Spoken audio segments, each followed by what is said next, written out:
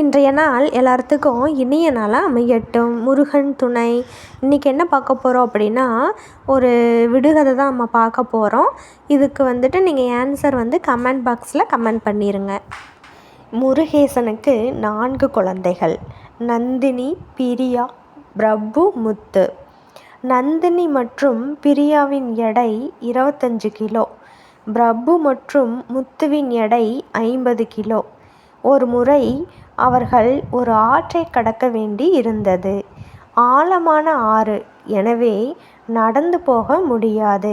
கரையில் படகு ஒன்று இருந்தது, ஆனால் படகோட்டி கிடையாது. 4 பேருக்கும் படகு விட தெரியும், ஆனால் ஒன்றாக போக முடியாது.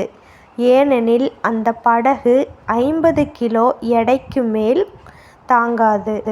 4 பேரும் எப்படி ஆற்றை கடப்பார்கள்?